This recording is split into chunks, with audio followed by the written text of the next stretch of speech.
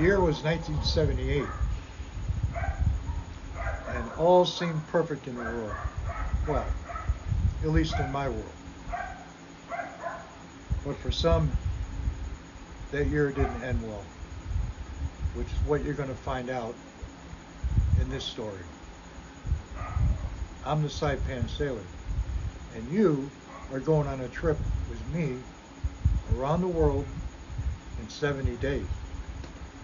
Stay tuned.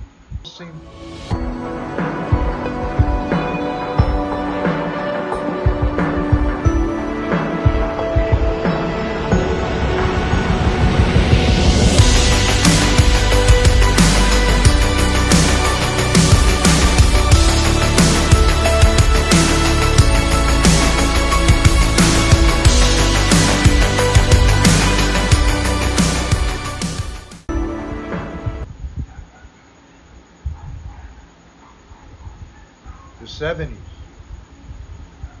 That decade was both painful and joyful.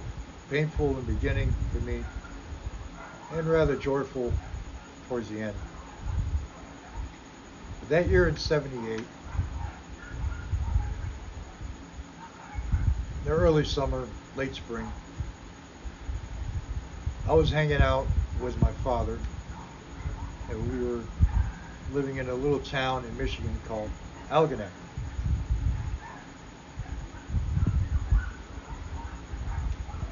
Now, in this town, at the time, it was a brand new shipping hall with a boathouse, really nice place along the St. Clair River.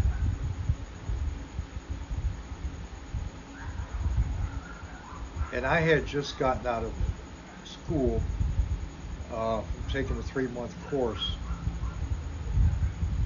and I had several endorsements. For one, major endorsement. I was an unlicensed guy in the engine room. At the time,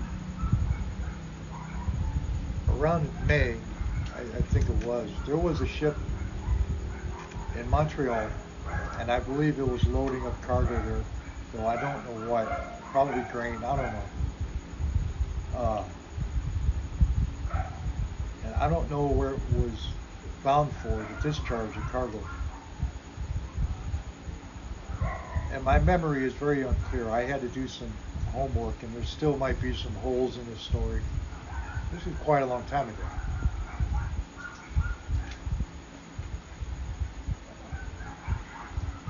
But that ship, the SS Yellowstone, I believe needed a second electrician.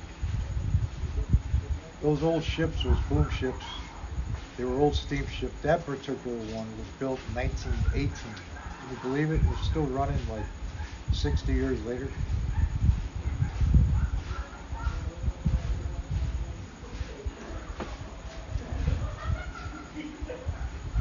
So they carried 2 electricians, a chief electrician and his sidekick minion, the second electrician, or the bulb snatcher as they call us sometimes.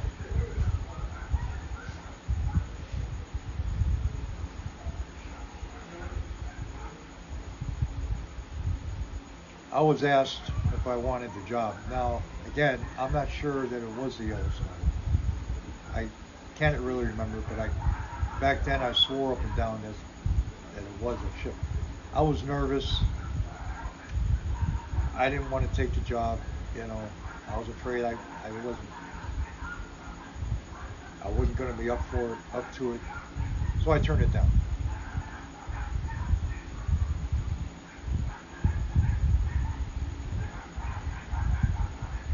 Plus, I wanted to stick around. I mean, it was summer. It was beautiful out, But a couple weeks later, maybe a month later, I think, again, my memory is very bad. Sometime later, about a month or less, I flew to New York City, and I was going to register at the shipping hall in Brooklyn.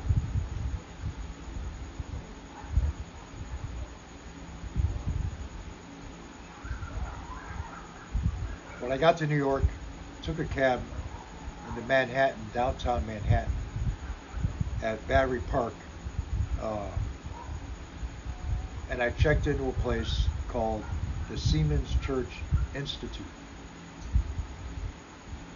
We called it the doghouse because the rooms were like closet. I mean, I've had closets bigger than the rooms that they had, but it was a bed, it was a room bathroom, and it was $8 a day. And I believe they raised it up to 10 or 12 eventually, but $8 a day. I mean, that's the deal.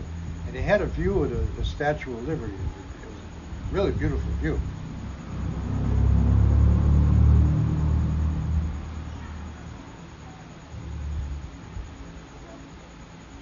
The legend had it at that site that building was on. Herman Melville once had a house there. Now, if you don't know who Herman Melville was, he was that famous author that wrote Moby Dick. But that wasn't the whole story. In fact, he knew the real story. He was a whaler himself, and I'm not going to go off on a tangent here, but I think the National Geographic or the History Channel, one of those channels, has the Essex, which was the name of that ship, that whale ship, and the story behind the story. And trust me when I tell you this, stick with Moby Dick. You don't want to know the real story. But they said Herman Melville used to live there, and that was kind of cool knowing that. I don't know if it was true or not. Next to Battery Park was the Staten Island Ferry. I used to ride that just to go for a ride, back and forth. And then there was a subway station on Whitehall Street, which I'm sure is still there. And I would take our train into Brooklyn and get off at 40th Street or 4th Avenue, 40th. The shipping hall was between 40th and 42nd, I believe. That was the original Union headquarters.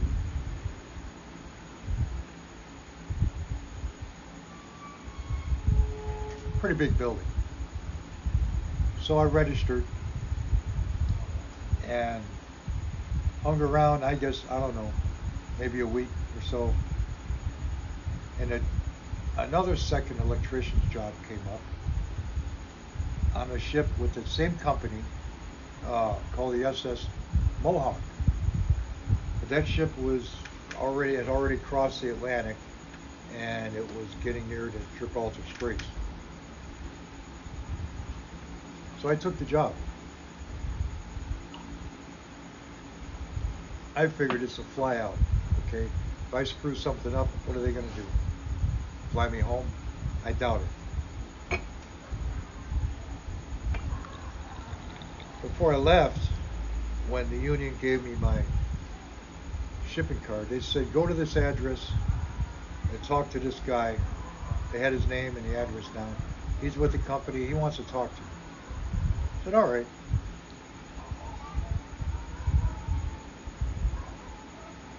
That address, I believe, was a office building in Manhattan.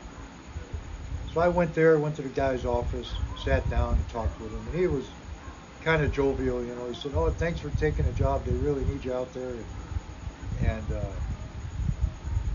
gave me a little pep talk, and he said, you need any cash to go on the way? I said, yeah, I could use a few $100.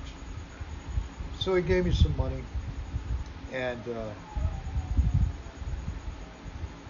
next couple of days, I don't know, whenever the flight was, I took the flight it went to Tangier, Morocco. And I believe it was a ferry that was supposed to take me from Tangier to Gibraltar. So when I got to Tangier, got off the plane, got into a cab, I told the guy I'm supposed to take the ferry to Gibraltar, and he said, well, that ferry doesn't leave for a few hours. So you got like 4 or 5 hours, I think. I said, great, let's go see the town, you know. They took me to a restaurant, had something to eat, and he said, you want to buy a throw rug? Now I knew in that part of the world they made really nice rugs, especially in Persia. Uh, I said, yeah, sure. So he took me to a merchant, and the guy had some really gorgeous rugs, and told me, he assured me, he said, give me your address, I will mail it right to your doorstep. And I took him for his word. So I bought a rug and paid the guy, and I left. And sure enough, he was good to his word. When I finally got back home in Michigan, the rug was there.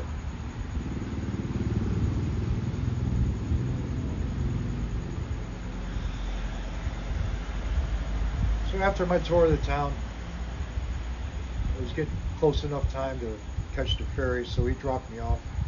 I got on the ferry. I believe it was a ferry. I don't think I took a flight. You see how bad my memory is? But I got to Gibraltar anyway that night.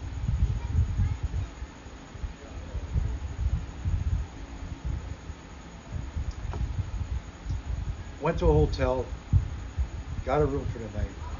It wasn't until I got to my room when it dawned on me. I didn't ask this guy where the ship was or how I'm supposed to get picked up, or what time he was going to be there, or anything. And I thought to myself, well, you idiot. How can you miss a simple detail like that?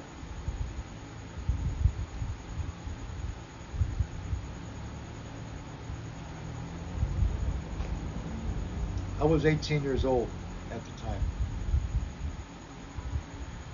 Now, as you know, if you've seen my past story, my episode my episodes only last about 10, less than 15 minutes. So this one, I'm going to cut short. Stay tuned for episode 2 when I catch the ship. I'm the Saipan Sailor. Calm seas, clear skies, everyone. Gold.